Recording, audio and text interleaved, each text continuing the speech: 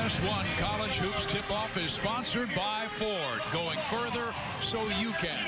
Welcome to Omaha, Nebraska and the Century Link Center as the Creighton Blue Jays entertain the Alcorn State Braves. Hi, everybody. I'm Steve Physiak. This is Nick Baugh, and Creighton won their opener quite easily over a very good Yale team as they had two upperclassmen and Marcus Foster and Kyrie Thomas go for a combined 45 points, and they shot a ridiculous 75% from the floor. That's a good duo. One of the best wing combinations in the country. Showed you why in game number 1. With Kyrie Thomas, he's the reigning Big East Defensive Player of the Year. But the energy he expends on that end of the floor doesn't take away from his energy on offense. 10 of 12 from the floor the other night. Hurt Yale from inside and outside. And then Marcus Foster, sometimes efficiency and shot selection can be questionable, but he's an electric scorer. And how about 9 of 13 through the first games? He took the right shots, and he really played well in game number 1. Foster, Thomas, one of the best wing combinations in the country. Let's check out the Jeep Grand Cherokee starting lineups. You have A.J. Mosby, the point guard for Alcorn State. But watch out for Reginald Johnson. He might be the SWAC Player of the Year when this season is finished. And for Creighton, well, we told you about Foster and Thomas, but Davion Mintz, I was really impressed with a sophomore point guard who looked very comfortable on the floor on Friday. Well, Mintz had 5 assists, 1 turnover, and the backup point guard, Tyshawn Alexander, had 5 assists, 1 turnover. And so with the wings that Creighton has, if the point guards go for 10 assists, 2 turnovers, Creighton's going to be dynamite offensively. And there is Toby Hegner, who is a stretch 4, an excellent three-point shooter. As a matter of fact, Toby hit one of his 4 three-point attempts, but he's a guy who can go deep from beyond 25 feet out. Creighton in the white and blue, Alcorn in the gold and purple. And knocking it down immediately is Alcorn State. And that is Dante Sterling, but we do have a traveling violation. I've seen better starts to games in my life for a home team. That's unbelievable. 3 right out the gates and a turnover. It's what you need, though, when you're on the road. Obviously, things didn't go well for Alcorn State at LSU on Friday night. Got to get your confidence up early in the game.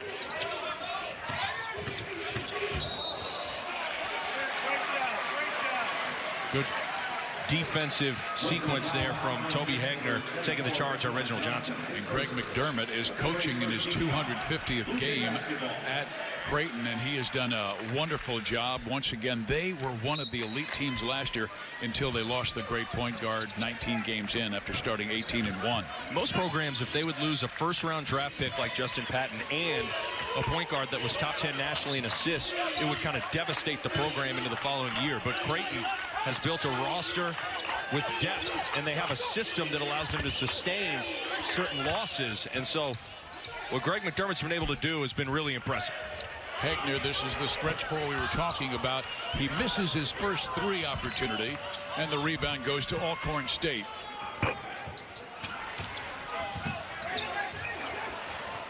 Dante Sterling, a very good shooter, and he misses his second 3 in this chance.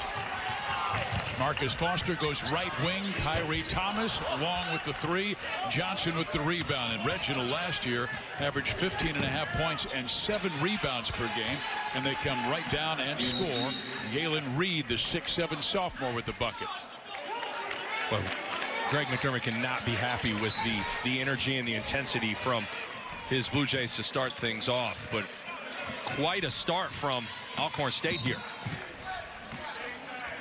And there is a whistle and a violation, but Montez Robinson is in his 3rd year, and he was the SWAC Coach of the Year last year, winning 13 games in their league. They did lose the tournament championship game by just 3 points to Texas Southern, 53-50, but he's done a marvelous job with the Braves. And he's got a unique team. Reginald Johnson, with his size and skill set, is a matchup problem for a lot of teams. Kyrie Thomas, bad miss, but here to pick it up. And Martin Crumpel had a career-high 9 rebounds in his first career start on Friday. He just was active, and Crumpel just needs to think about doing the little things, the effort things, and things that go well for him. I tell you, right Early, Alcorn State is getting some good looks. Marcus Foster alley-oop, but a foul on the pass, so it'll be Creighton basketball. Oh, wait a second. Yeah, they'll keep it right down here. The Braves early to a 3-point lead. Alcorn State, Steve, is going to switch defenses. They're going to mix in some zone, some man, some three-quarter court pressure. And so Creighton's got to be able to identify these defenses without it impacting their pace. That's great passing inside, but Hegner dropped the ball at his feet, and that allowed the defender to come in, and Allen's been able to steal it. But they say he stepped on the end line, so it will be Creighton basketball. I beg your pardon, it was a held ball situation, so Creighton gets it in the possession. And that's a travel by Mintz. And they're really being a little tighter with the traveling this year. It's certainly always a point of emphasis in the first couple of weeks, and then it certainly seems to slow down as the season progresses. Our keys to success are sponsored by SoFi, offering smart solutions to help you reach your financial goals. Well, for Alcorn State, transition defense going to be at a premium. Creighton electric in transition, and then for Creighton, point guard play. Got to push the pace, got to make good decisions, and as I alluded to, the switching defenses got to be able to identify it and get your teammates in the right offensive look based on the defense. Is that from the Department of Redundancy Department, with the transition defense being a key? Every game, Creighton? Right? Every game. You and I have the opportunity to do a lot of these games here at CenturyLink Center, and seemingly every opposing head coach that comes in here talks about one thing: transition defense. We got to get back. We got to get back. And Creighton is really good in the open floor, and they're extra good when they're at home. They swing it left. Foster goes baseline. And no, great save by Mintz. And then Foster drains it from outside. He averaged 18 points per game. And that was the most by a Creighton newcomer in 49 years. Alcorn State's got to be real careful about taking those quick shots in transition, because this is what can happen on the other end. They do not want to get into a track meet. And so sometimes you think about controlling pace. Oftentimes that means, Steve, you do with your offense. Longer possessions. As you see the good play from Davion Mintz on the catch. And Marcus Foster, as long as he's patient against his zone, he's going to get a lot of rhythm three opportunities. Who finished with just 1 point shy of his career high, 22 points on 10 of 12 shooting against Yale. Honorable mention, preseason All-Big East. You're right, because he deserved higher than that. That is a crime. The co-defensive player of the year, along with Mikal Bridges, extremely efficient offensively. He's better than just honorable mention. And that ends a 7-0 Creighton run on that bucket. On the fish out, it goes to Thomas, who almost gets the bucket. Will wind up with the free throw line for 2 shots. But that's what you're talking about, how quickly they get the ball out, even on a made basket. That's on an offensive rebound tip-in. And in about 4 seconds the other way, Kyrie Thomas is attacking the rim. It's just something that Greg McDermott preaches to his guys every day. You come to a Creighton practice, there is pace and purpose behind everything they do. Take a look at the clock. So in just, there it is, 26, 27, in 26 seconds, 4 seconds, Creighton is back down the floor shooting a layup.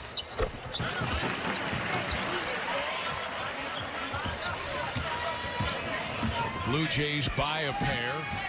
Johnson, they have been unable to get that ball inside to him, and there's a steal by Davion Mintz. Hegner trying to post up on Devin Brewer, who's new into the game.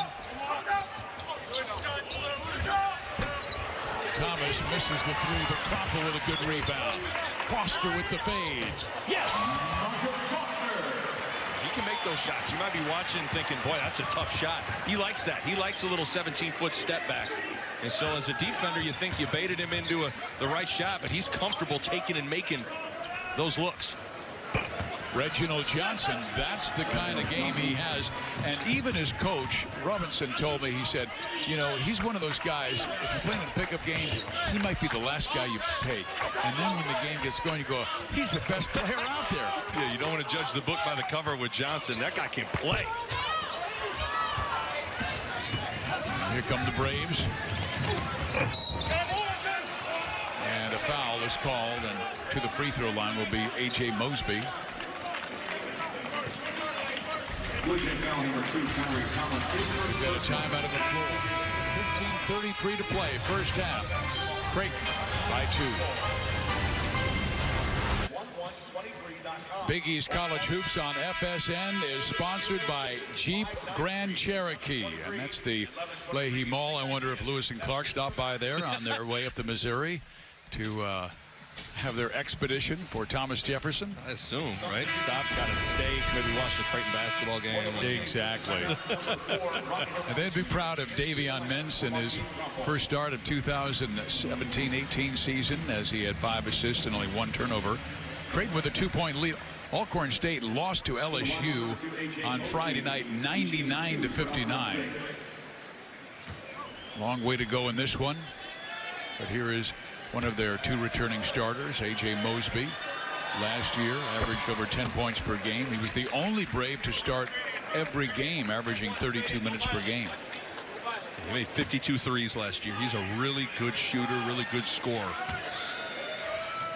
And it's interesting, a lot of Greg McDermott's fears with this game have kind of come to light in the first 4.5 minutes, where you're seeing a team that'll change defenses, 3/4 court press, and fall back to zone. Oftentimes, zone work, Steve, is something that gets pushed to kind of the back burner early on in the year.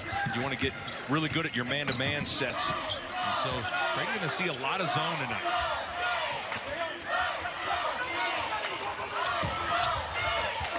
High-low action from Thomas to Hegner, but poor execution. Now a steal by Ronnie Harrell. Harrell is an energy giver off the bench, as Creighton's been a little flat, a couple of 50-50 loose balls. Alcorn State's been able to get all of them. Foster. 4-3.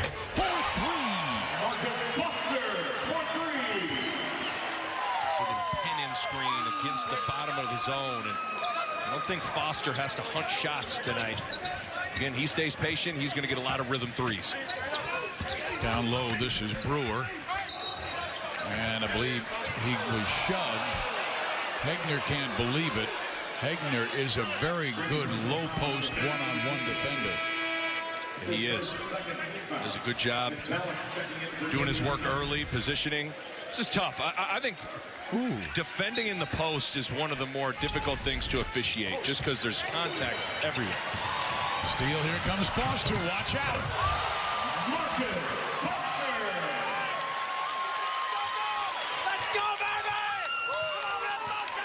So Creighton with a 5-point lead after they trailed early by 5, and Mitch Ballot comes off the bench, the state player of the year in Kansas at Eudora High School. Brewer lost it out of bounds. But you're right about low post play. We were watching Hegner's defense. It didn't look like he fouled, but they are going to be really, really close, trying to create more offense this year. Yeah, you want to reduce physicality, but it's almost impossible in the post for there not to be some bumping and grinding. And so I'm not totally sure what low post defense is supposed to look like in 2017. Because if that's a foul, you can almost call a foul in every single post-up situation. Ballot long, but Hegner with the rebound and stick back. Well, what's the hardest thing to do in a zone? It's rebound defensively, because you're not matched up with a man. You're in an area, and Hegner understands that. Watch him work to the weak side of the floor, or the ball, the opposite side of the floor, excuse me, where the ball's going to come off. Good stick back by Hegner. Dante Sterling picks up his 2nd personal foul, so he must go to the sideline. Maurice Howard comes in the game, and Maurice is one of the top 6th men in the SWAC conference. It's a league that is expected to be won by Texas Southern, but Alcorn State will be right there with them.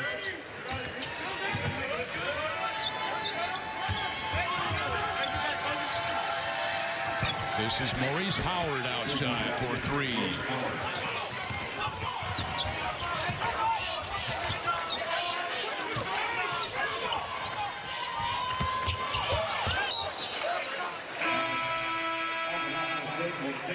We'd like to welcome those watching on FS1. It's Alcorn State against Creighton. The Braves got off to a 5-0 lead, but Creighton right now up by 5, and with the basketball, they get it inside to Manny Suarez, and Suarez battling for it himself, gets a couple of rebounds and lays it back in. He is going to be an interesting figure this year on the Creighton offense. It was Justin Patton's departure to the NBA. There was a void in the interior for Creighton's roster, and Manny Suarez, a Division II transfer, comes in and is important. There's another example.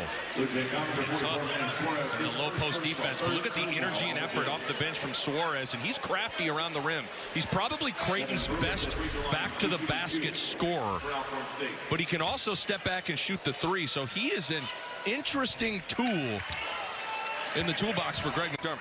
Yeah, he's a guy who transferred from Division II Adelphi University, where he averaged 17 points per game, and today is his 24th or 25th birthday. 24th?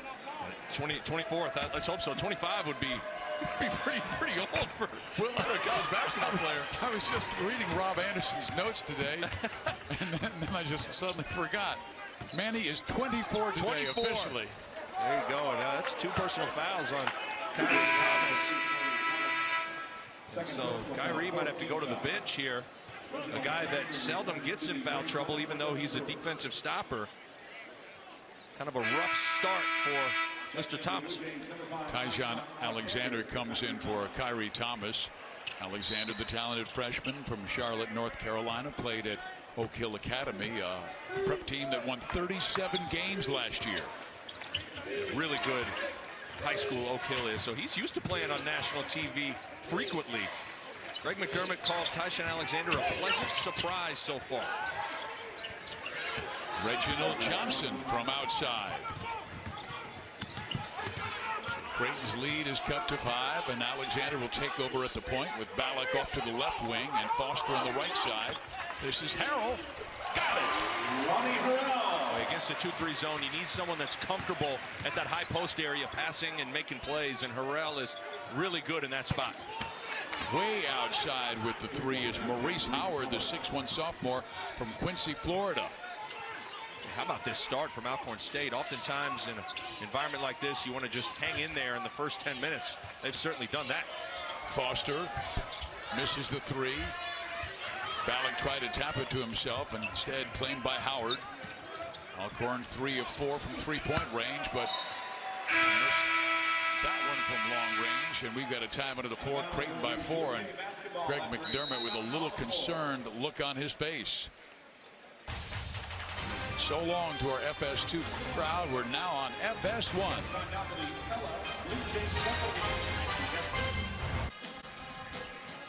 The Gavitt games are on FS1, the annual basketball showdown between the Big East and the Big Ten. All the action tips off tomorrow as number 15 Minnesota visits Providence at 6:30 Eastern.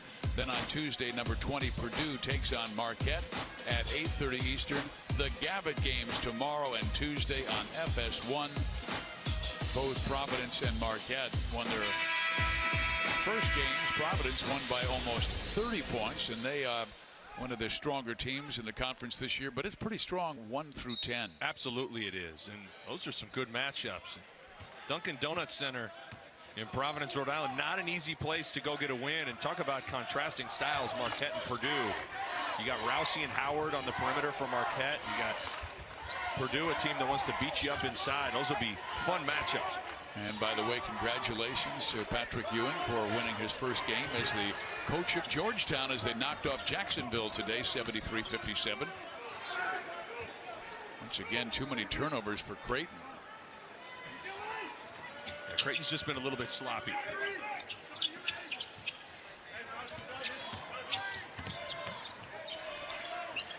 Johnson.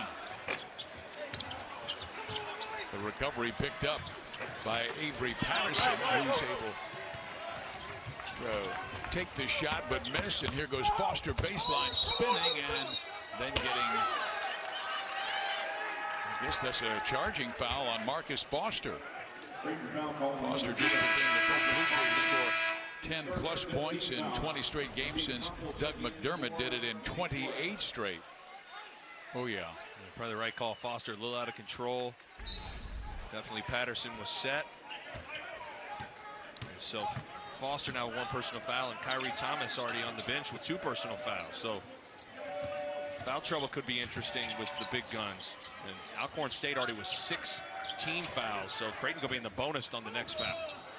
No foul called on. Yes, I was waiting for it, and they finally blew the whistle. And Marcus Foster picks up his 2nd personal foul.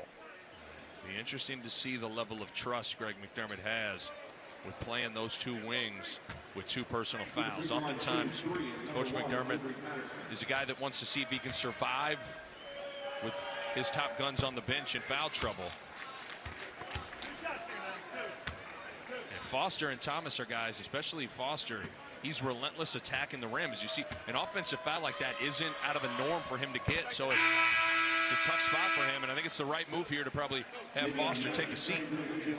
So they can pull to within 1 point right here if Patterson can knock down the 3rd free throw attempt. Remember Utah Valley on Friday? They almost knocked off Kentucky. Creighton really seems out of sorts right now. Their rhythm, the way they've been breaking down the Alcorn defense. And Alcorn State's zone has bothered Creighton, and so now you're going to have a couple of freshmen on the floor. You got a sophomore at point here. You see what the zone attack can look like. It's going to be up to collective effort. The ball's really going to have to move. Alley-oop to Krompel. Drops it, picks it back up. No foul call, but now there is a whistle and a foul called against the Braves.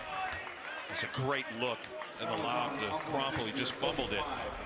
It's a great pass for Tyshawn Alexander. He's got really good vision, and every once in a while you got to throw that pass. Those wings on the baseline start to creep up the floor. Make him pay it. Now Krompel will be at the free throw line. And Allen picks up his 1st personal foul. So Krompel, who had career games with 12 points and 9 rebounds, and his first career start on Friday included were 4 dunks. That's Krompel's game. He's going to have to be a guy that does all the little things. Runs the floor hard, ball screen, roll to the rim, offensive rebounds, stick backs.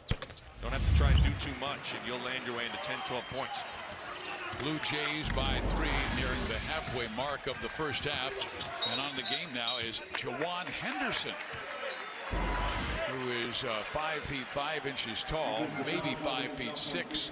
And he's a point guard that Montez Robinson had a lot of kind words to say. He's been with the program for 4 years, and he's an energy guy, but one of the smaller players in college basketball. Meantime, Johnson picks up his 2nd personal foul. On a little duck in there, got a little too physical. And there's the steal by Henderson. And he'll take it all the way. Missed the shot. Ballack rebounds. Opportunity for Creighton. They've got numbers. Ballack on the drive, kicks it off, and we're going the other way.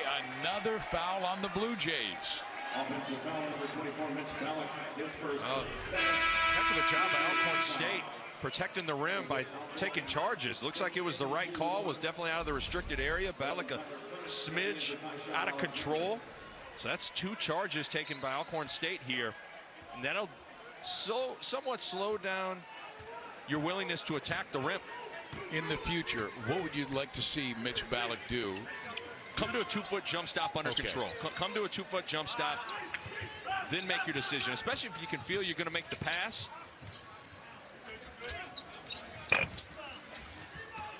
Alcorn misses the shot. Rebounding is Carter.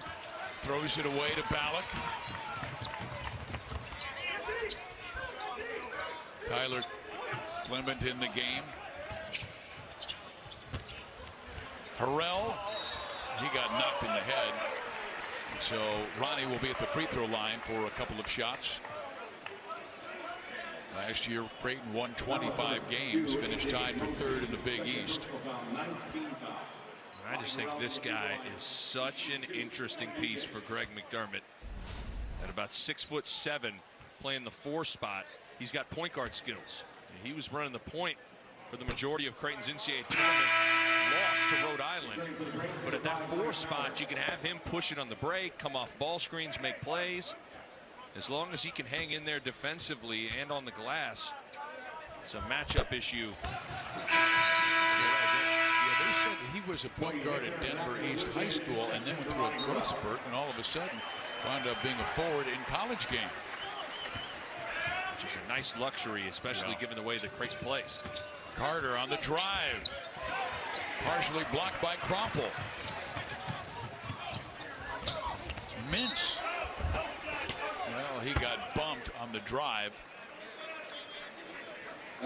Both teams very aggressive defensively. I've been somewhat surprised at how much Alcorn State's been willing to push it and play fast in transition. And once again, you know Creighton's going to look to get it up the floor. Really love to advance it on the wings because that creates driving opportunities when the defense isn't quite set. And Davion Mintz, understanding that Creighton's in the bonus, just go attack the rim. Mintz had 8 points in the opener. He had 8 total points in the first 9 games of his freshman year last season, and of course wound up starting much of the tail end because of the injury to Maurice Watson. There's no question that he gained valuable experience there for the final month and a half of the season, having to almost run the show night in and night out for a team that had a lot on the line going to the NCAA tournament. Good interior passing by Alcorn State. Carter knocks down the 2 to cut the lead to 4. Henderson picks up the loose basketball. And here comes Carter the other way. And a travel called on Tyler Carter. Well, that has been one of the rule changes this year. No more tiny hop, particularly players in the post adjusting their feet, but also that tiny hop that perhaps we saw there as he grabbed the basketball before he put it to the floor. That's something you did not see called last year, and you never see called in the NBA. Ballack, he hits. Really good zone possession there. Ball moved from side to side. Eventually got it right into the middle of the floor, and there are so many options, including the pitch out 3. Even though he's a freshman, would you look more to Ballack and Hegner against that zone defense? Yes, just because they're zone busters and they can do some different things attacking it. But you got to like how they're able to stretch the defense and knock down some threes, because at the end of the day, it's what you have to do against the zone. And Hegner picks up his 2nd personal foul, so you have Foster with 2, Thomas with 2, and now Hegner with 2, and you've got 3 Braves with 2 fouls apiece. It's been a clunky, disjointed game. A lot of turnovers, a lot of fouls. Been 18 total fouls. And that really affects a team like Creighton. They're a rhythm team, and they're a team that likes to get the game going fast. And when there's a lot of stoppages, they have a tough time finding their mojo. Hey, straight in, one time. Watch the 5'5" Henderson attack the glass if they miss it. Look at him. He's great. Boy, that is equally impressive as it is embarrassing for Creighton. And we're going Creighton's way. What was the violation? It was away from the basket. And they're saying it's Devin Brewer with an illegal screen. And boy, the officials, maybe they're in their preseason mode as well.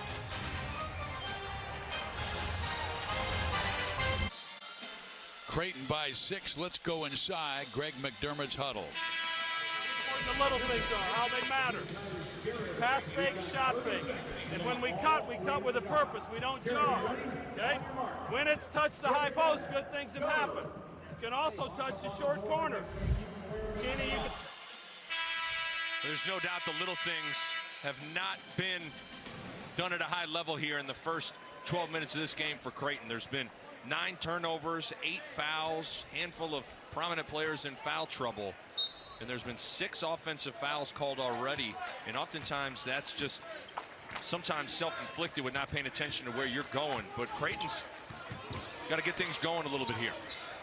We talked about 2 things you also talked about, the jump stop and also the guy in the middle, that high post against the zone. Yeah, right at that Big East spot. Need to get someone a touch right in the middle of that zone because it collapsed the defense.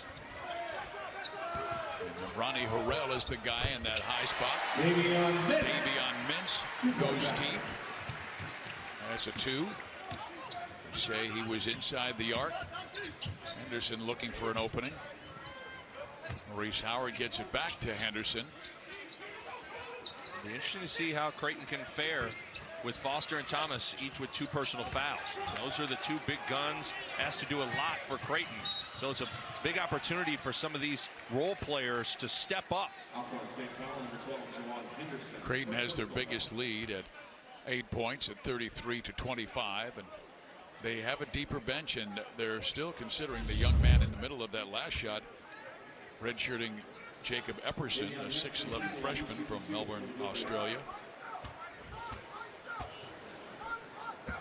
These situations that Kyrie Thomas and Marcus Foster are in, you can't get caught up into your own world. Yes, you're in foul trouble. Things haven't gone well for you early, but this is where you have to be a leader, talking to your teammates, staying engaged and locked in. Because you know in here in a couple of minutes, you might get asked to come in for a minute or 2, and then you got to be ready to stay locked in for the second half. And locked in is the key, because you know every single game in conference play in the Big East, you better be locked in, because that one moment may cost you a game. Tyler Clement takes the long rebound. Harrell, middle of the floor. Ballot, no. Rebound, Krompel. And then, instead of taking it back up, he looked for a cutter, couldn't find one, and had it ripped from his hands. He brought it low. Steve, that's what you can't do. Big men, you got to chin it, keep it high. When you bring it low, that's when those little pesky guards can get a piece of it. And so that's a mistake.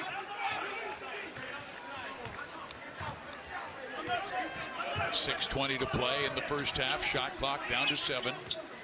Carter spinning and has it stolen by Ballot.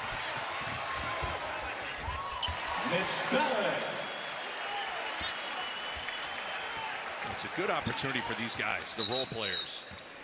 And a timeout for Alcorn State as it's slowly getting away from Alcorn State.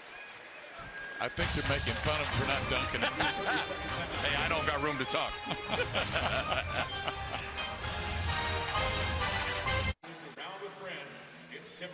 Creighton beginning to pull away with an 11-point lead, and Montez Robinson, knowing the game can get away from it. It certainly did in Baton Rouge the other day, playing LSU and losing by 40. There's Mitch Ballack. There's no sense in sitting on your timeouts and having them all when you're down 20, 25 points at the end of the game. If you can sense a run coming when you're on the road, absolutely call your timeout. I like the decision from Coach Robinson there, and we'll see if he can manufacture a high percentage look for one of his Braves. He's done a great job at Alcorn State. 26 wins the last 3 years in conference play. He's the coach of the year last season. And work it down low. Krompel with the defense on Reed. Shot clock down to 5. Allen will take the shot and miss badly, and looked like a Brave just shoved Krompel to the ground, and a personal foul. We've seen a lot of fouls early in this game. First on Reed. There's been a lot of whistles. There's been 20 total fouls called in this first half. And so Krompel will go back to the line here.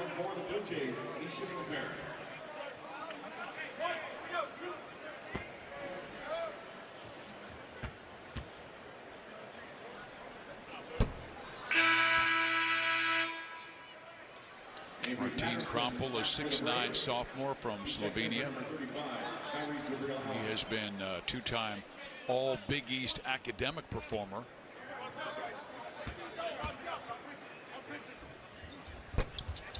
Missed them both.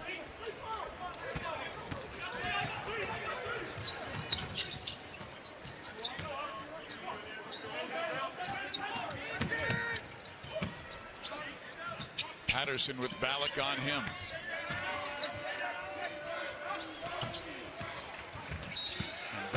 went behind, slapped the ball away, but possibly got part of the arm. And the officials blowing their whistle on just about every single physical contact. Said he got him in the face. That's what the ref was pointing at. The slap got him in the face. I didn't see that at all. It looked like it was all ball. But sometimes, Steve, it's more of if you make demonstrative swings of the arm, it gives the appearance like there's contact. You can make a little poke at the ball, but don't have to swing it quite so blatantly. Yeah, it's almost like a center going through with his shot block rather than just keeping his no doubt hand tall. 4 players on each side with 2 fouls. Ballack just picked up his second personal foul. Harrell has it not free. Clement gets it back, swings it to Mintz, and he knocks down the shot and has a chance for a 4-point play. I love the awareness of Martin Krampel. So many big guys don't have an understanding of where shooters are. Look how quickly he gets it right to Mintz. Understands where the shooter is and that an Alcorn State Brave is going to be closing quickly. That's a great play from Krampel, and obviously Mintz drills the triple.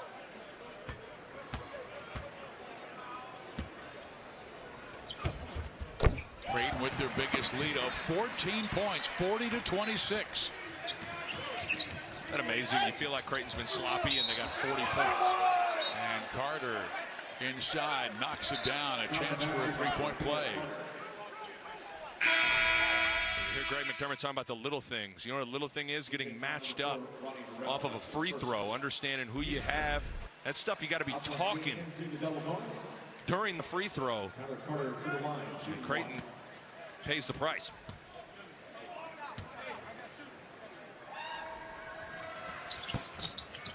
Carter can't cut it to 11. Mintz will run the point. Krampel goes down low now. Looks to set a screen.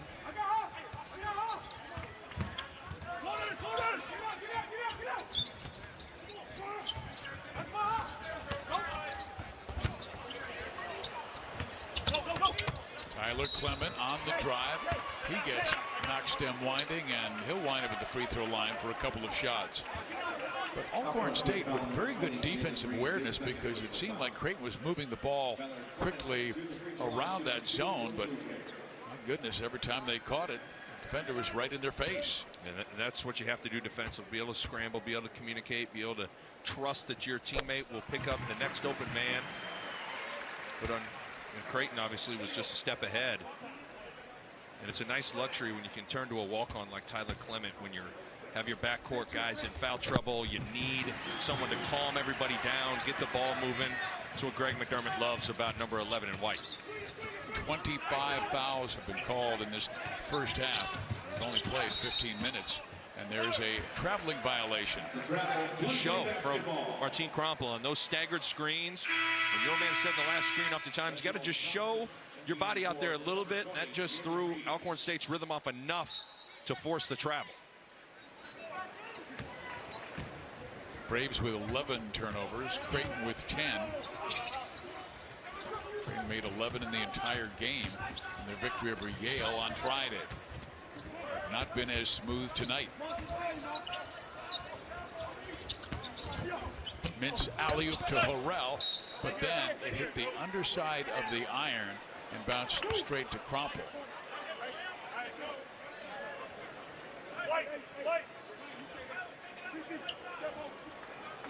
So it'll be Blue Jay basketball.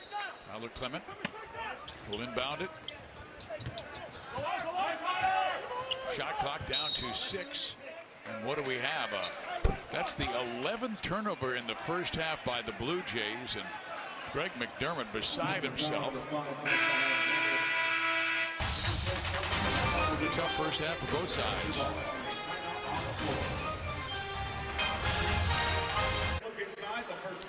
Coming up on the Jeep Grand Cherokee halftime report, Greg Wolf will take a look at other games today in the Big East, and we'll also look at first half highlights and stats from here in Omaha. That's coming up on the Jeep Grand Cherokee halftime report. Seton Hall and Georgetown both won earlier today as Angel Delgado did his thing as he went for another double-double, 17 points, 11 rebounds, and Hall won by 10 over Monmouth. Here it's Creighton beginning to pull away, but it has not been an attractive first half for either team. 42-28. Then Harder getting ready to inbound. 26 total fouls, 21 combined turnovers. Sometimes it's your typical early November basketball game where both teams still a little bit sloppy. Creighton looking to finish the half strong here. Alcorn started 7 of 13, but 2 of 11 since. And they missed this shot. That's a nice rebound by Harrell. Good hustle rebound, and Minch coming up the middle of the floor gets it to Ronnie. Swing it back left to Alexander. Trying to get Harrell a touch right in the middle of that zone. Alexander not looking for his shot at all.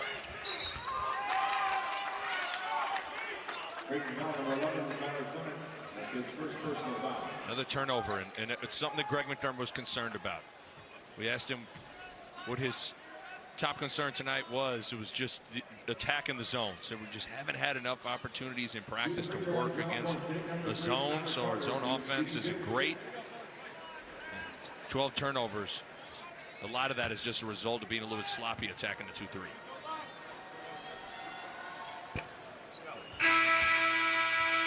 Carter makes the first, cuts the lead to 13. Back in the game comes Crosby for Reginald Johnson. I'm sure they want to keep Johnson out so he doesn't pick up that third personal foul. Really important 3 minutes and 24 seconds for Alcorn State. As they're off to a good start. Things kind of got away from them here. But if they can finish the final 3 minutes strong, get some momentum going into half, that's huge. Mintz with the screen. Harrell drops it off to Crumple. That's a beautiful pass inside, and Martin flips it in backhanded. Just a beautiful set to get Harrell in the middle of the floor and put the backside defense in a predicament where you either got to help out at the three-point line or at the rim. And a nice read from Harrell and Crumple with the finish. But that's where that guy right there, his versatility and playmaking at the power forward spot, and in particular at the high post of the zone, is great. Yeah, you've got a point guard at the high post of the zone, much like UCLA had so many good passing centers in the past. Yeah, good big men passers are just lethal in basketball. And Harrell is just that. Now there is another whistle, another foul. This time Avery Patterson will go to the free throw line.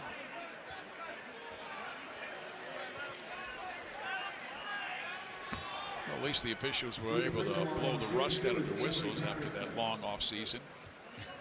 And here is Avery Patterson, a 6'2" senior from Georgia, went to Wheeler High School. We're the 6A state champions with him. Returning for the Braves, number 10. And he transferred from Columbia State and Western Kentucky University. Started at Western Kentucky, then went to Columbia State at junior college, and then moved on to Alcorn State. Well in the middle of that zone. Now comes back out top. They get him to the middle. Tyler misses the three. Crumple punches it out to Mintz. Can't get it to fall, but Crumple gets it back. Alexander with the mid-range jumper. That's no good. Those are good high percentage looks, just not going down. Good activity in the offensive glass.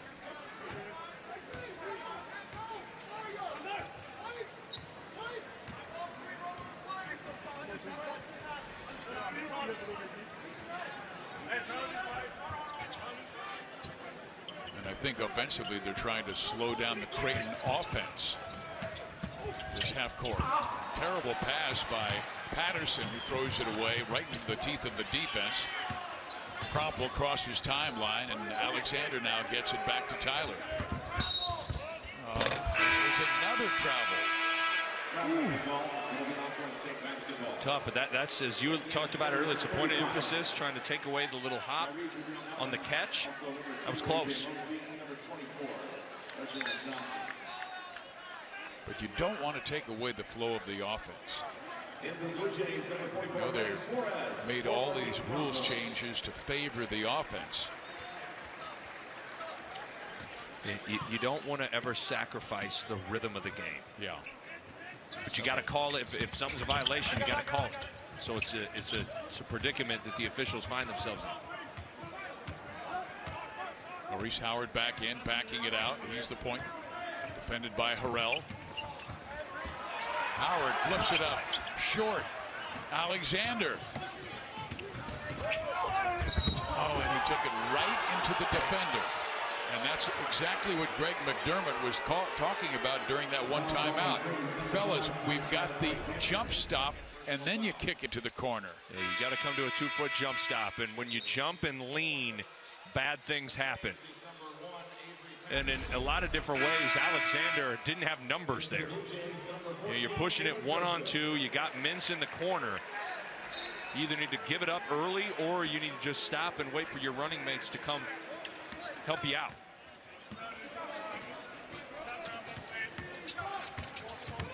Manny Suarez back in, number 44. Big center for Creighton. Defending Reginald Johnson, who's back in. Johnson looking to take to Suarez. Leans in and gets the floater. That's something I think Alcorn State needs to come to more often. Getting Johnson the ball at about that 15-16-foot area and letting him attack the Creighton bigs. Now Caleb Joseph in the game. And Caleb, he got bailed out by the defense. I'm not sure that's the shot that Coach McDermott wanted. Coming right off the bench, the first mid-range pull-up you see. The second personal foul. To the free throw line, shooting two is number 14, Caleb Joseph, for the Blue Jays. So Joseph, who's the transfer from Syracuse, had 30 starts for the Orangemen and had 131 assists in 2 years, and then transferred, sat out last year. Unfortunately, he's had hamstring problems early in this 17-18 campaign. But he's experienced, and that's always good. I mean, he started every game at Syracuse as a freshman, so you know he's a little bit battle-tested. And that point guard spot is a big question mark for this Creighton team. Mosby misses the long three. Rebounding is Patterson. He'll miss it badly. Carter fights for it and then kicks it out to Johnson, who knocks down the three. A lot of 50-50 loose balls have gone Alcorn State's way. Got to credit the Braves for coming into the CenturyLink Center and playing with some energy and effort. Mintz defended by Patterson. Suarez. Got it! What beauty. And Suarez can shoot the three a little bit, and a little head and shoulder fake. Gets Johnson leaning a little bit. And how about the body control from the big fella? And the soft touch as well. Good finish to the half. That was a little bit of a clunker for the Blue Jays. Well, a lot of fouls called in the first half. Several turnovers. Right now it's Creighton 49. Alcorn State 36 at the break.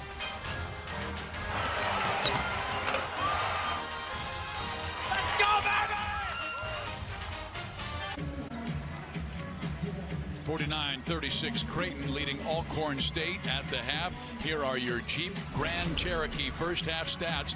Creighton shoots 50%, scores 49 points. That's not bad, and yet you go, we haven't seen Creighton at their best. No, not at all. 14 turnovers in that first half, and also never really were able to get out in the open floor and get in transition because there were so many fouls called in that first half. I think zone clearly bothered Creighton from Alcorn State, and now we'll see how Marcus Foster and Kyrie Thomas can get into a rhythm, both saddled with 2 personal fouls and had to sit for the better part of the final 10 minutes of the first half. A.J. Mosby, he'll get the start in the second half, even though he was one of the Braves in foul trouble. Avery Patterson out there. Reginald Johnson, number 24. We need to really get that offense through Reginald Johnson. He's their offensive star. And it is Mintz, Hegner, Thomas, Foster, and Krompel getting the start for Creighton in the second half. Johnson from downtown. He can shoot the three. He's comfortable knocking down threes, and his size, don't let it fool you. He can score from all three levels. You know, if I'm one of the other four players, I'm saying, you know what, this might be Reginald's night. I got to have him touch the ball at least once every time down the floor. And that's what smart teammates can do. They can sense when their stud's got the hot hand or when you need your stud to get going. And Johnson's the guys that has to lead the way for Alcorn State. Foster knocks down a three. Marcus Foster for three. Foster only played 11 minutes in that first half, but scored 10 points. He just got 2 personal fouls and had to sit down. You feel like Foster's in a pretty good rhythm despite being in foul trouble. Now, that was a travel on Avery Patterson. Johnson trailing the play. That's from NBA range. Got his feet under him, good balance, knocked it down. Bench loves it. So Mintz back at the point. Being defended by Mosby. Krompel with the screen.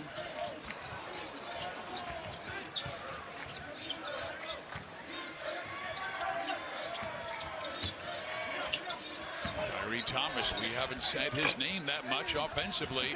Rebound Krompel, and that's a new career high for Martin. His 10th rebound. He had 9 in the first half. A bad pass and a steal. Tough one. Free throw line will be A.J. Mosby as Thomas picks up his 3rd personal foul. And Kyrie, who's coming off a 22-point game, was 0 for 3 in the first half, missed his first shot of the second half. Boy, that's a tough one. And Kyrie Thomas pleading his case, saying that my hands didn't come down. Thomas did go straight up. Just been a rough night for Kyrie Thomas as Mitch Ballack set to check in at the scorer's table for him. And Kyrie is frustrated.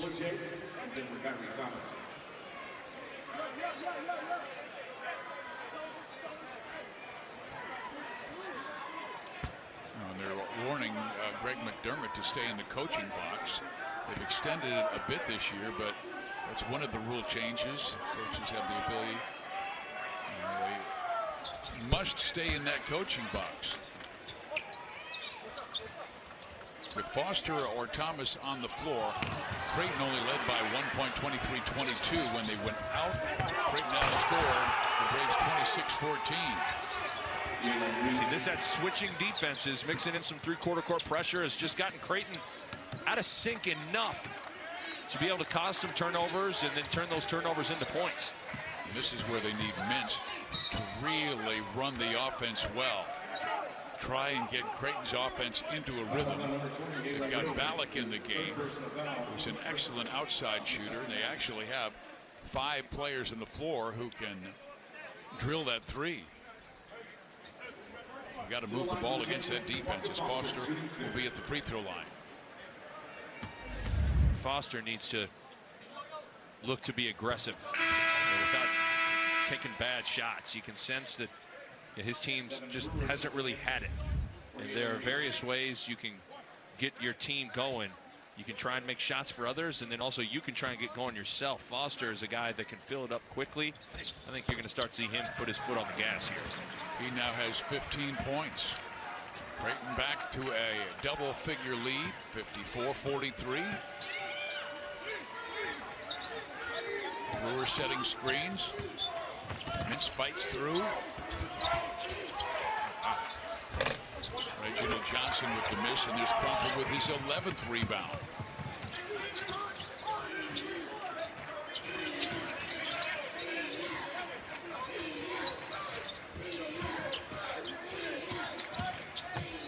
There's that good jump stop by Ballack that time. And he allows an opportunity for Hegner, who misses the three-pointer. That's a blocking foul. That's probably the right call. Pretty good attack from Patterson. A little inside out, and Krompel is sliding. There was contact. First foul on Martin Krompel. And Creighton, again, is a team that hangs their hat on getting into transition. And it's hard to run when you're always letting your opponent shoot free throws, or you're turning the ball over. There's been a lot of dead balls. There's been a lot of free throw opportunities. So Creighton has not been able to sink their teeth into Alcorn State in the open floor. We had an incredible 57 stoppages of play in the first half alone. 31 fouls, 26 turnovers.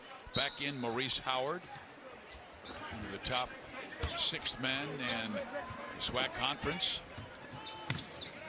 And you brought it up, Steve. It's a good point.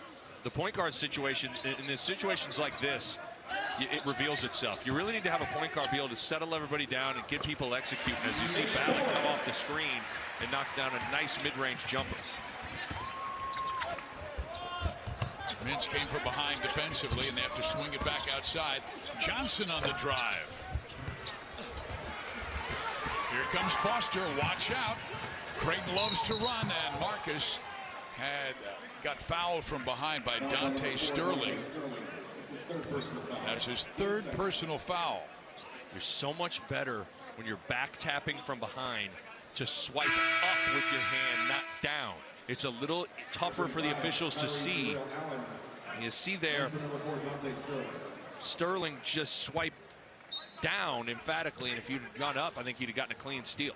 So Allen comes in, Sterling goes down, and here is Mintz back out trying to execute this offense. Foster for a 3. Give him 18, and he's played about 15 minutes. He's been really efficient.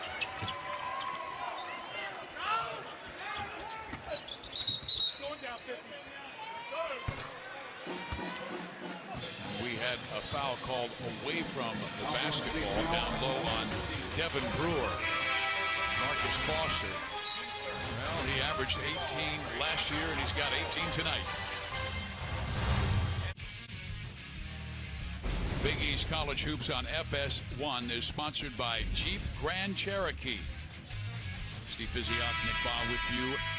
Alcorn State, Steve McNair, great quarterback in his 13-year NFL career. Donald Driver was a great wide receiver, is one for the Green Bay Packers, and one of the best rebounders I ever saw. Larry Smith of the Golden State Warriors. I broadcast the Warriors when Larry was their forward, and there's Larry Bird defending him.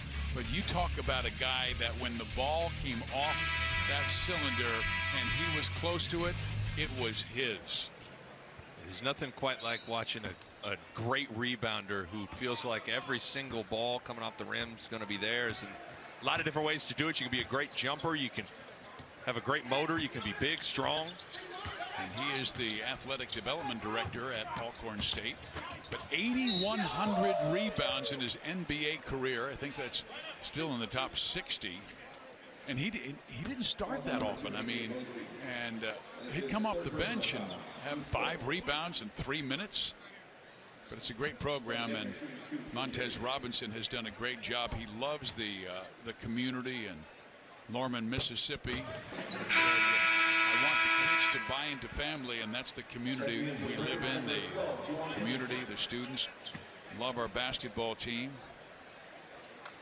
and they will be one of the better teams in the SWAC conference this year, along with Texas Southern University and Jackson State, along with Alcorn State, the top 4 in that league.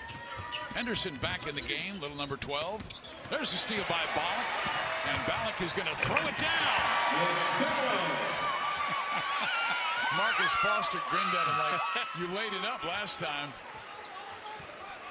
It's another open floor layup for Mitch Ballack, who's going to be a really important piece for Creighton this season. He's the perfect fit for the Blue Jays with his feel and his ability to shoot.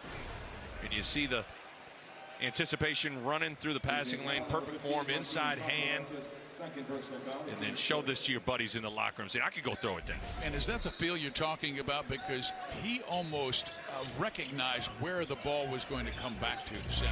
Yeah, oftentimes people think feel is just about offense, but oftentimes feel can reveal itself on defense as well, anticipating, reading, reacting.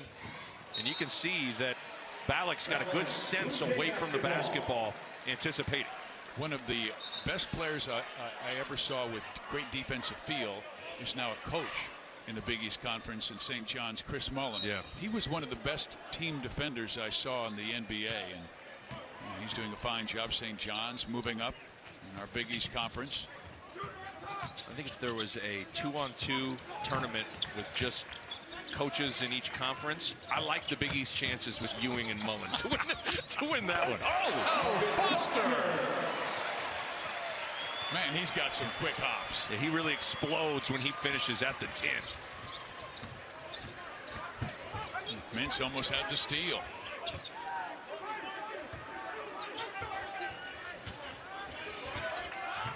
Creighton a little more active on their man-to-man defense. Allen almost forced it up. Krompel with another rebound, his 12th on the night. Boy, Greg McDermott loves that. Boy, look at Marcus Foster. He's knocked out a couple dribbles. There, a little hesitation, change speeds to get all the way to the basket. Look at him kind of stop, then explode, and then finish it with authority at the rack. In a game that's been a little bit sloppy and hard on the eyes, Foster's having himself quite a night. 18 points, 6 of 7 from the floor. You know, I was just thinking about your comment about the coaches in the Big East Conference. Greg McDermott was a heck of a player. Yep. Chris Mack at Xavier. Steve Wojciechowski. Yep, there we go. He's going to be getting you a little bit. Well, Jordan. Well, this kid, like you said, he is going to be a difference maker, and this is only his second college game. His body language is that of a junior or senior. He doesn't carry himself like a freshman. He understands what he's supposed to do. He's confident. Greg McDermott absolutely raves about Mitch Balak. Hegner grabs the miss. Foster. Clement knocks it down. This is their biggest lead of the night. Creighton by 16. Finally got in the open floor, Steve. Yeah. Started pushing it a little bit. And a great play from Marcus Foster. Pushing it in transition and kicking it and scoring. And I need to go to math class because the lead is 26. I said 16. I beg your pardon, Professor. I'll go back to class. If you're going to play for the Creighton Blue Jays, you better be able to run and you better be able to shoot the three-pointer. Absolutely, and that's why this guy right here, Mitch Balak, is a perfect fit for the Blue Jays. He loves to let it fly from beyond the arc. And how about the play from Marcus Foster? Under control, finds his running mate, Tyler Clement, from the corner. All of a sudden, Creighton getting loose in transition, and they've extended this lead. They have made 8 three-pointers on the night in 18 attempts. Shooting 55% from the floor on the game. They shot 61% in their victory over Yale. And Alcorn State short with a lot of their shots now. They might be tiring. They've had 2 tough games on the road at LSU and now in Omaha.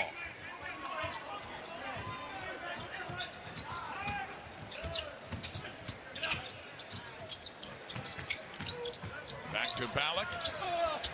Knocks it down. Beauty. Shot ready, Clement, Balak, nice little two-man game. Clement knew exactly where he wanted to get the ball to.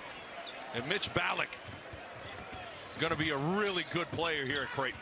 He has 15 points. This was a guy who was the Kansas High School Player of the Year, averaged almost 25 points per game.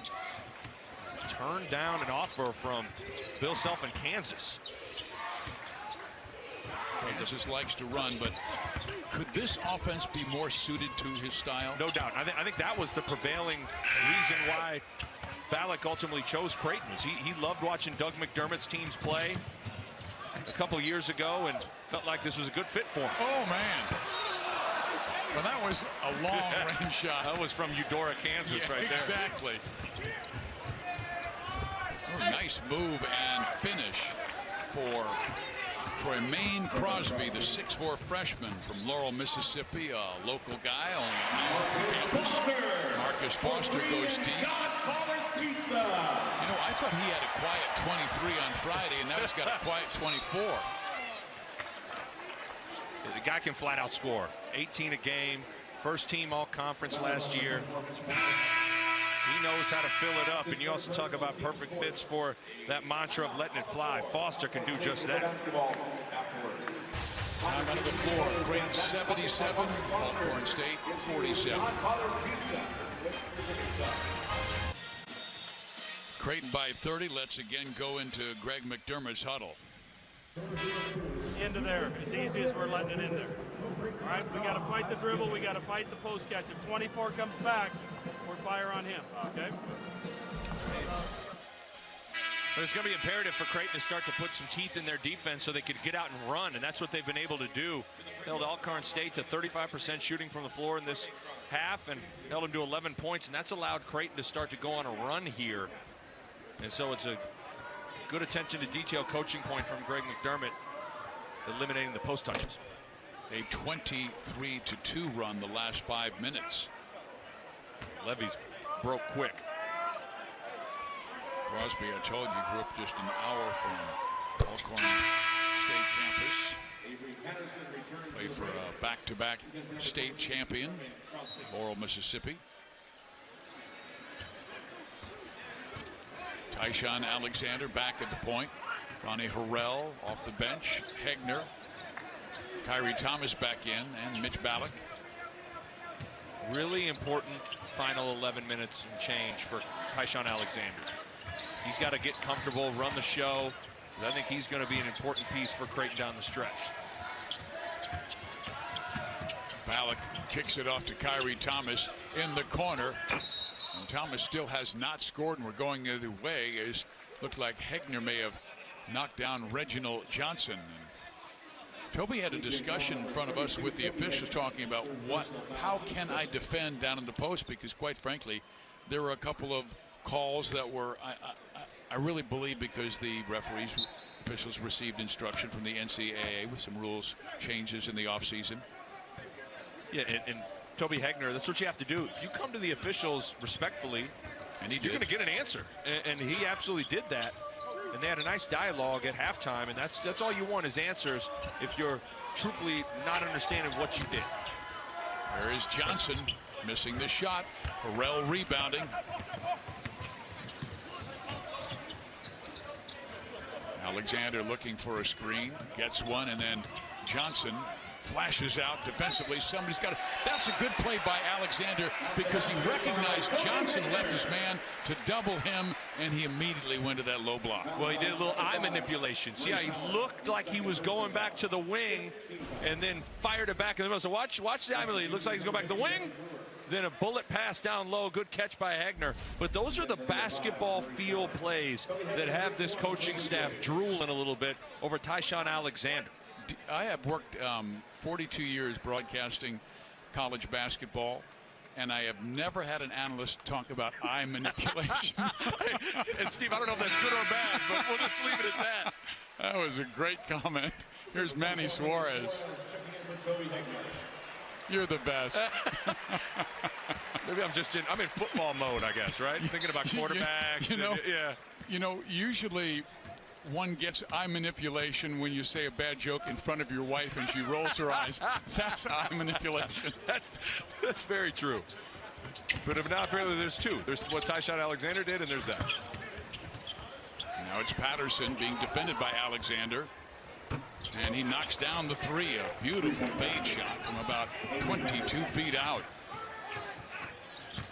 Alexander dribble drive penetration and gets fouled.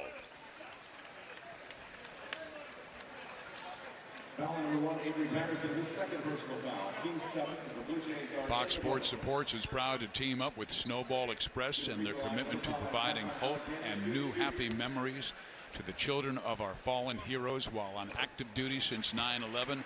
Snowball Express provides an annual life-changing event to make each child feel special as we remember the lives of their parents. We remember. Visit foxsportsupports.com to learn how you can help. Ishan Alexander at the free throw line. Creighton by 31 points at the 10-minute mark of the second half. These are minutes for Alexander, Joseph, and Suarez to get comfortable at this Division I level at Creighton. Good block side by Suarez, and Suarez gets 2 blocks. That was good defense.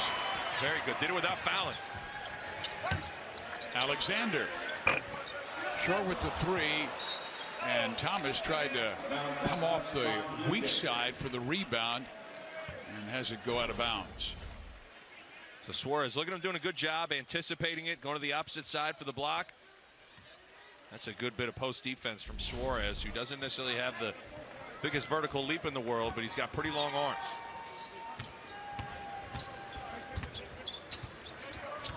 Got a mismatch. Johnson. And Sterling with a forced shot. Johnson, though, gets it right back. The mismatch revealed itself one way or another. Johnson with Joseph on him was able to get the offensive rebound. Alexander split the defense. And it's going to take some time for Alexander. He played the 2 guard last year at Oak Hill, and now they're asking him to play a little more point guard, so he's having to figure out ways he can get comfortable in this offense.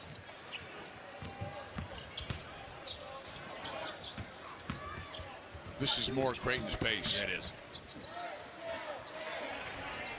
Kyrie Thomas with his first points of the night. Pretty good luxury when one of your best players can have just a rough night with foul trouble and you're still sitting with 87 points with 8 minutes and change to go. And that was his first field goal of the night. I should say he does have 4 free throws. Brewer. Once again, Suarez sealing him off defensively well. Patterson, though, clips it off the glass and good.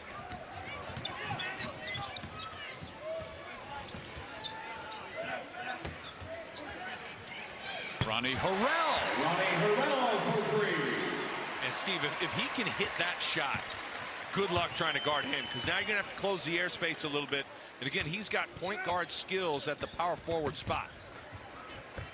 That is their 12th three-pointer. They're 12 for 24 tonight from three-point range, and that was after starting 4 for 13. And Creighton settled in nicely in the second half offensively.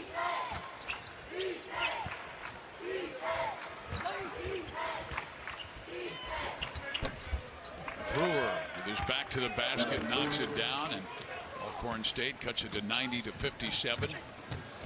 I tell you, this Joseph has some explosiveness, even though he's been playing on little wimpy or gippy hamstrings. Yeah, that would look good. That was even off of a made basket, being able to push it and score. That was nice from Caleb Joseph. And this is important minutes for the coaching staff to evaluate a guy like Joseph because of that bad hamstring. Hasn't been a lot of opportunities in practice to show what he can do. I got it. See, this is Harrell. This is the four-man being able to push the break, making a play. Apparently, Joseph was out of bounds when he accepted the basketball, so we've got a timeout of the floor. Kyrie Thomas, his first field goal. Creighton by plenty. Stay with us on FS1. Great game coming up. There's Jill Ellis, the coach of the U.S. women's soccer team. And, of course, their all-star, Alex Morgan, on the left. U.S. will play Canada, and that is coming your way next on FS1. Creighton, meantime, with a huge 92 to 57 lead over Alcorn State.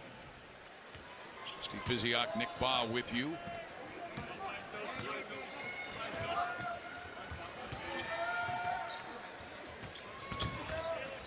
Something to keep in mind here in the final 6.5 minutes is Alcorn State plays at Northern Iowa tomorrow night. So you wonder if Coach Robinson will start thinking about managing some legs and some energy, as played at LSU on Friday night, had to fly to Omaha, and you have to play a back-to-back game. You have to manage some legs so you're ready to go against the Panthers. Yeah, they were disappointed with their play at LSU, and then they fly to Omaha, practice, play against another very great Creighton team. And much like Utah Valley, who played out of their minds against Kentucky, had a lead in the second half but lost by 10. And then that energy just wasn't there when they got blasted by Duke the next night. It's hard. I mean, back-to-backs are hard when you're having to travel. It gives you an appreciation for what the NBA guys are able to do. Sometimes you hear the joke, oh, they don't play any defense, they don't try. Well, listen, 82 games, you're playing back-to-backs, you're flying across the country. It's challenging. A.J. Mosby will be one of the top players in the SWAC this year. I know the score wouldn't indicate it, but I like the mindset Alcorn State had coming into this environment. You could tell some people, you do enough of these games, Steve, you can tell the teams that are just happy to be here and want to go run up and down the floor, not really compete. They've come in here with the right mindset. It just has gotten away from them here in this second half. Yeah, he told me at practice today we have a blood, sweat, and tears mentality. We want to be organized chaos. They have that on their T-shirts. And I said, well, that sounds like Nolan Richardson with his 40 Minutes of Hell years ago. And he goes, well, we're not quite like that. We don't have those kinds of athletes. But he said, we want to make it as difficult as possible because there's some very fine teams in the SWAC this year.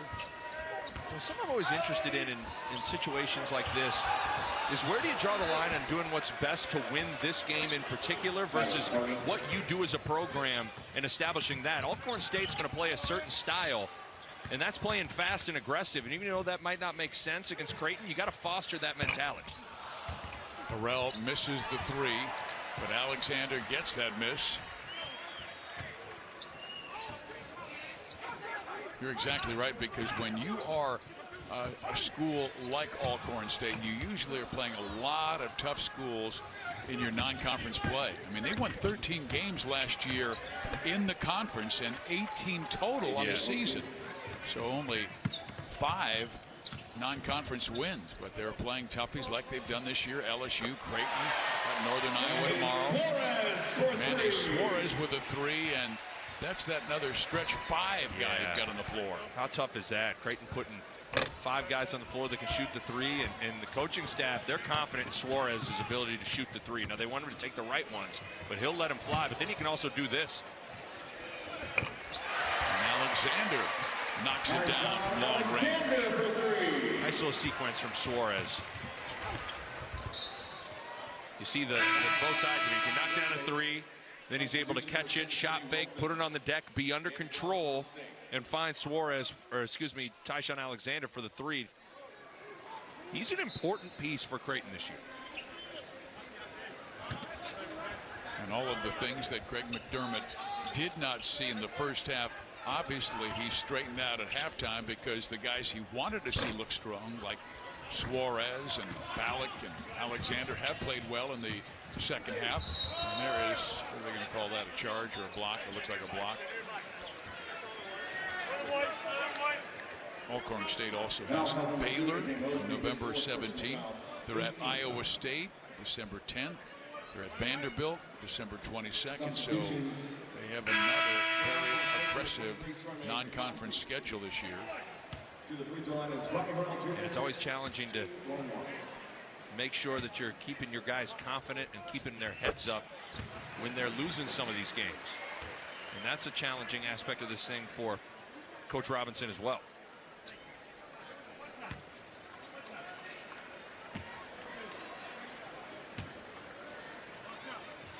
With their first 100-point effort since January 14th of 2017 against Truman State. Well, it is amazing to think that it felt like Creighton was totally out of sync, totally disjointed, turned the ball all over all over the place, and here they are with 100 points with 4 minutes to go. Just goes to show you how when Creighton is not kicking it around, they're really, really electric scoring the rock. Scurry in the game now, number 12 out at the point, defending Maurice Howard. Carter will take the 3 and miss short. Inside of 4 minutes to play, Alexander misses, and here comes Alcorn State the other way. Creighton will be on the road to Northwestern. Really good matchup. Because Northwestern obviously coming off their first NCAA tournament win last season. In return, the good core of their group, McIntosh, Law, Pardon, they are going to be a good team in the Big Ten.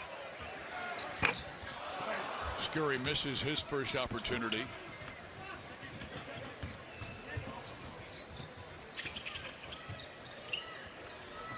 Yeah, the Big East Conference going to be very, very strong again, led by Villanova, a 32-win team last year, and Jay Wright as one of the top point guards in the nation back, and Jalen Brunson.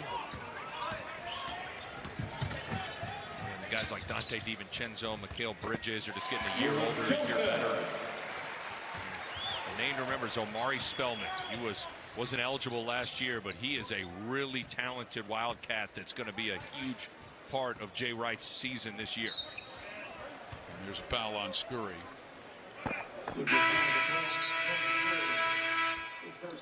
Time out on the floor.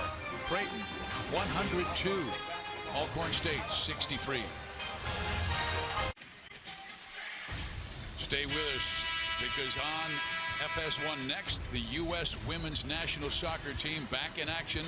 Team USA is #1 in the world and takes on longtime rival Canada in a friendly. All the action kicks off next on FS1. By the way, pregame coverage has already started on FS2. They have the kick to start the game 20 minutes after the hour, but pregame coverage is going on right now. Tyler Carter at the free throw line, the 6'7" sophomore from Houston, Texas. Makes the first free throw. I wonder if he's a Yankee fan. He went to Steinbrenner High School in Houston. I assume that's probably a prerequisite to be able to enroll in Steinbrenner High School. Reginald Johnson will come back in, even though there's 2.5 minutes left in the game. Reginald got in early foul trouble. A lot of the Braves got in early foul trouble, but hopefully they'll be rested for Northern Iowa tomorrow night.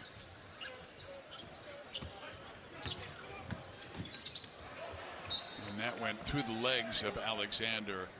A pass right at the feet. Yeah. It's a little errant from Jordan Scurry. You know, we were touching up this game getting out of hand about the Big East Conference. You and I will have Butler, Coach Jordan, in his first year. They were a 25-win team, and they're going to be an interesting team this year. Yeah, I think one of the mistakes that people sometimes make is doubting Butler. Right? That they have a great culture in place, even with the absence of Chris Holtmann heading to Ohio State. You bring in a former player, LaVall Jordan, that understands the Butler way. And I love Kamar Baldwin. There's now sophomore guard. I think he is going to be a really good player. Of course, they got Keelan Martin, who's a really good scorer. And that's a program that expects to not just win games, get to the NCAA tournament and make some noise. The Big East had 6 teams that won 20 or more games last year. Xavier should be another force this year. Chris Mack did a great job in recruiting, and they've got some young players who are really going to help out with veterans like Trayvon Blewett and J.P. McCura. Chris Mack did such a good job with that group at the end of the year. Steve, I had him in early March when they lost to Marquette at home, and it felt like it was a team that was done. Stick a fork in them.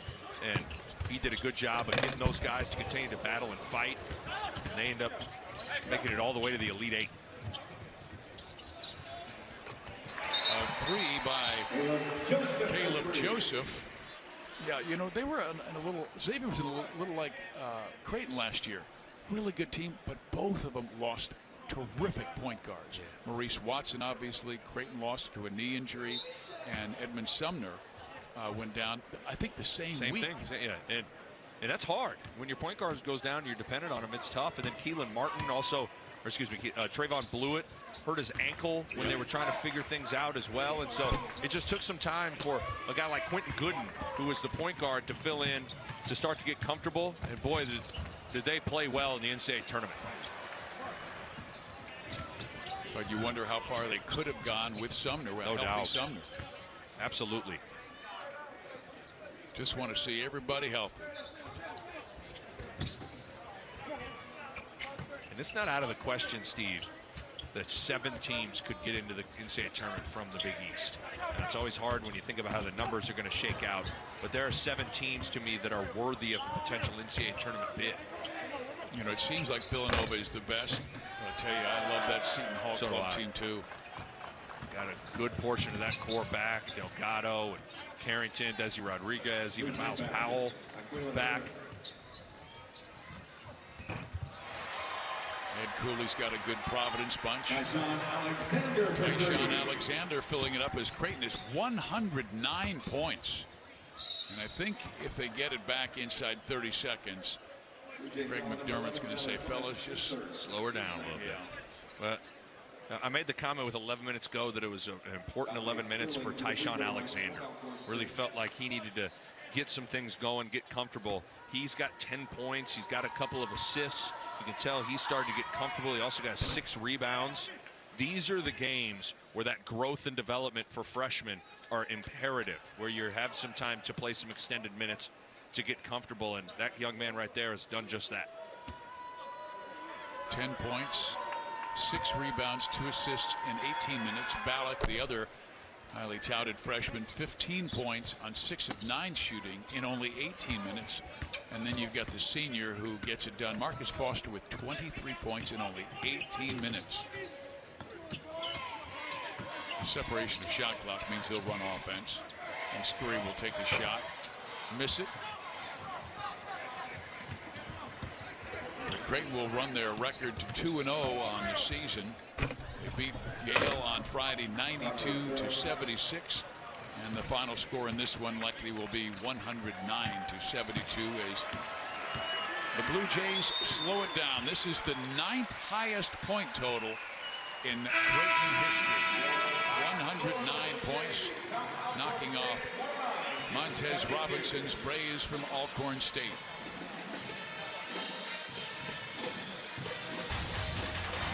We'll be back to talk more about this one right after this.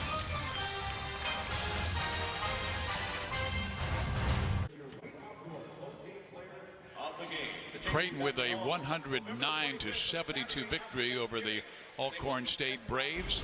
They are 2-0 in this young season. Steve Physiok along with Nick Baugh. And Creighton only led by 13 at the break. A lot of mistakes in the first half, but they corrected that. They outscored the Braves 60-36 in the second half. I think there's no doubt the zone bothered Creighton a little bit, got them out of sync. But in the second half, after they were able to settle down, get some adjustments, and get Marcus Foster on the floor for an extended period of time as he was battling foul trouble. Foster finishes with 23 points.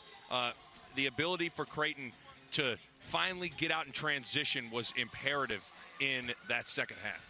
Yeah, and the young point guards really settled down in that second half, particularly the two who played the most minutes in Mintz and Alexander. Yeah, in some ways this game was a little bit of a blessing in disguise. With Thomas and Foster in foul trouble, you had some guys that were able to play some extended minutes, and I thought Alexander and Mintz really played well, in particular in that second half. Well, Creighton has the victory, but we've got something special coming your way next. The U.S. women's national soccer team takes on Canada.